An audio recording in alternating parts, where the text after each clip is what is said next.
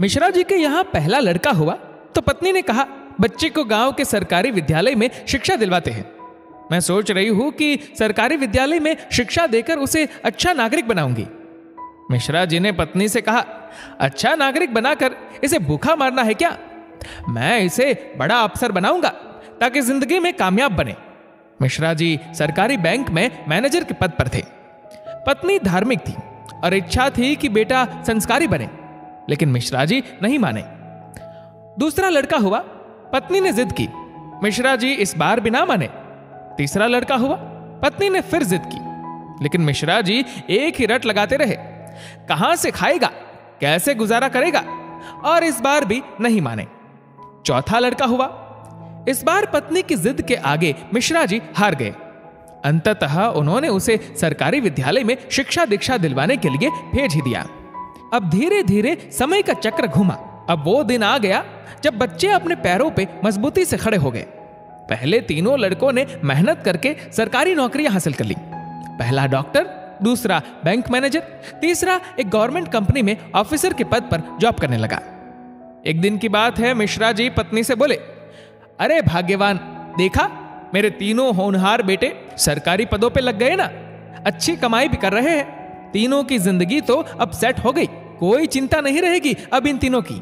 लेकिन अफसोस, मेरा सबसे छोटा बेटा संस्कारी बनकर पास ही के विद्यालय में नौकरी कर गांव में ही खेती को संभाल रहा है। जितना वह 6 महीने में कमाएगा उतना मेरा एक अफसर बेटा 1 महीने में कमा लेगा। अरे भाग्यवान, तुमने अपनी मर्जी करवा कर बड़ी गलती की। तुम्हें भी आज इस पर पश्चाताप होता होगा, मुझे मालूम है, लेकिन तुम बोलती नहीं हो। पत्नी ने कहा, हम में से कोई एक गलत है और इस बात का दूध पानी का पानी हो जाना चाहिए।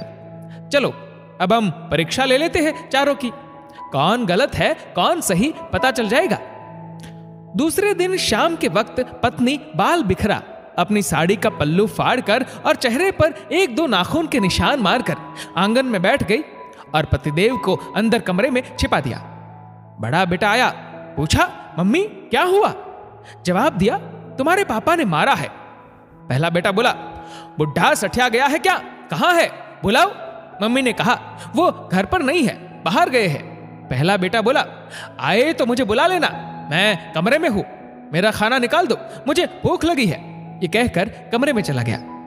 दूसरा बेटा आया, पूछा तो मम्मी ने वही जवाब दिया। दूसरा बेटा बोला, क्या पगला गए हैं इस बुढ़ापे में? उनसे कहना चुपचाप अपनी बची कुची जिंदगी गुजार ले। आए तो मुझे बुला लेना, और मैं खाना खाकर आया हूं, सोना है मुझे।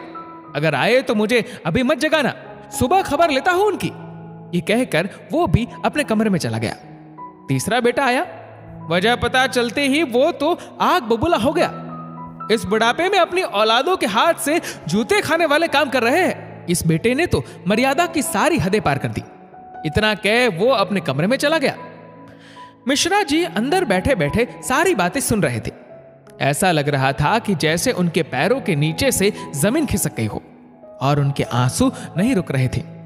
किस तरह इन बच्चों के लिए दिन रात मेहनत करके इन्हें पाला पोसा, बड़ा आदमी बनाया, जिनकी तमाम गलतियों को मैंने नजरअंदाज करके आगे बढ़ाया, और ये ऐसा बर्ताव अब तो बर्दाश्त ही नहीं हो रहा। इतने में चौथा बेटा घर में ओम ओम ओम करते हुए अंदर आया।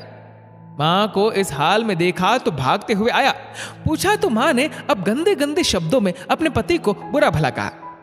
तो चौथे बेटे ने मां का हाथ पकड़कर समझाया कि मां, आप पिताश्री की अर्धांगिनी हो, वो आपके बिना अधूरे है। अगर पिताजी ने आपको कुछ कह दिया तो क्या हुआ? मैंने पिताजी को आज तक आपसे बदतमीजी से बात करते हुए नहीं देखा। वो आपसे हमेशा प्रेम से बातें करते हैं। जिन्होंने इतनी सारी खुशियां दी, आज नाराजगी से पेश आए तो क्या हुआ? हो सकता है आज उनको किसी बात को लेकर चिंता रही हो ना हो मां, आपसे कहीं गलती जरूर हुई होगी। पिताजी आपका कितना ख्याल रखते हैं, याद है ना आपको? 6 साल पहले जब आपका स्वास्थ्य ठीक नहीं था तो पिताजी ने कितने दिनों तक आपकी सेवा की थी। वही भोजन बनाते थे, घर का सारा काम करते थे, कपड़े धोते थे। तब आपने फोन करके मुझे सूचना दी थी कि मैं संसार की सबसे भाग्यशाली औरत हूं। तुम्हारे पिताजी मेरा बहुत ख्याल रखते हैं। इतना सुनते ही माँ बेटे को गले लगाकर फफक फफक कर रोने लगी। मिश्रा जी आंखों में आंसू लिए सामने खड़े थे। अब बताइए क्या कहेंगे आप मेरे फैसले पर? पत्नी ने मिश्रा जी से पूछा। मिश्रा जी ने तुरंत अपने बेटे को गले लगा लिया। मिश्रा जी की धर्म पत्नी ने कहा, यह शिक्षा इंग्लिश मीडियम स्कूलों में नहीं दी जाती। ये शिक्षा तो परिवार के व्यवहार व संस्कारों से मिलती है। अब मिश्रा जी को एहसास हुआ, जिन बच्चों पर लाखों खर्च करके डिग्रियां दिलाई वे सब तो नकली निकले। जीवन का अंतिम समय कैसे व्यतीत होगा, इसका फैसला आपका धन नहीं बल्कि आपके द्वारा किए गए व्यवहार और दिए हुए संस्कार तय करेंगे। दोस्तों, इस वीडियो को लेकर आपकी क्या राय है नीचे कमेंट करके जरूर बताएगा। और अगर आपको वीडियो अच्छा लगा हो तो इस वीडियो को लाइक करेगा, शेयर करेगा ज्यादा से ज्यादा लोगों तक। और ऐसी ही और भी इंस्पिरेशनल वीडियोस के लिए सब्सक्राइब करें हमारे यूट्यूब चैनल को और फेसबुक पर फॉलो करें हमारे पेज को। धन्यवाद।